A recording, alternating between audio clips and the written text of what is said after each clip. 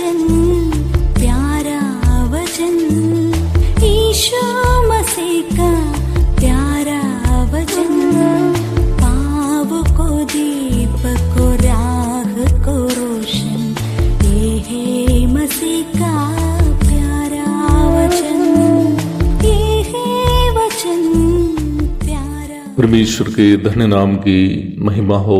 प्रभात मनन के सत्र 1962 में आप सभी का बहुत ही विनम्रता के साथ स्वागत करता हूँ। आइए आज का मनन के लिए हम पढ़ते हैं इब्रानी अध्याय 9 पद 4। उसमें सोने की धूपदानी और चारों ओर सोने से मढ़ा हुआ वाचा का संदूक और इसमें मन्ना से भरा हुआ सोने का मर्तबान और हारून की छड़ी जिसमें फूल फल आ गए थे और वाचा की पट्टियां थी। वाचा का संदूक परम पवित्र स्थान में रखा गया एकमात्र उपकरण था। निर्गमन अध्याय 25 10 से 16 तक, अध्याय 37 पद 1 से 5 तक। निम्न संदूक बबूल की लकड़ी से बनाया हुआ था और उसकी लंबाई 2.5 हाथ और चौड़ाई और ऊंचाई 1.5 हाथ की थी। परमेश्वर का आदेश था कि इस संदूक को चौके सोने से मढ़वाना है और संदूक के ऊपर चारों ओर सोने की बाड़ बनवाना है। संदूक को उठाने के लिए बबूल की लकड़ी से बनाकर सोने से मढ़वाए गए डंडे और डंडों को लगाने के लिए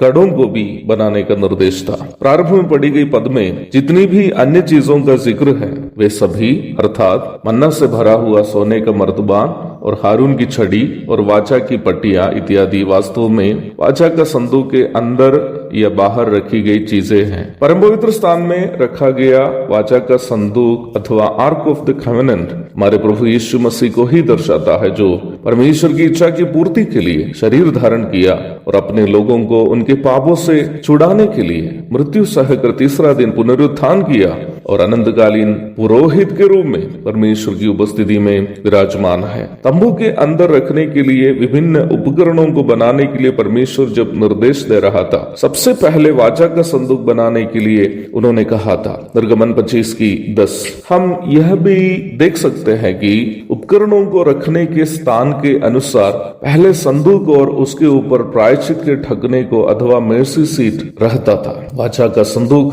हमारे प्रभु यीशु मसीह का जो न्याय व्यवस्था के अनुसार शरीर धारण किया और अपने जीवन से न्याय व्यवस्था की हर विधि की पूर्ति की, परमेश्वर की उपस्थिति में अतुल्य स्थान का प्रतिनिधित्व करता है। भजन 37 की 31, 40 की 8। बबूल की लकड़ी जिससे संदूक बनाया गया था प्रभु यीशु मसीह के मनुष्य अवतार अथवा शरीर धारण को दर्शाता है। नाश होने वाली लकड़ी प्रभु यीशु मसीह के मनुष्य अवतार को जब दर्शाती है, उसे मढ़वाने के लिए इस्तेमाल किया गया चौका सोना प्रभु यीशु मसीह का ईश्वरीयता का प्रतीक है। अर्थात प्रभु यीशु मसीह का मनुष्य अवतार उनका ईश्वरीयता में बिल्कुल कमी नहीं ला पाया है। वह जब संसार में था, वह जब पूर्ण रूप में मनुष्य था, पूर्ण रूप में परमेश्वर भी था। फिलिपी अध्याय 2 पद 6 से 8 तक, कुलुसी अध्याय 1 15 से 20 और अध्याय 2 की 9।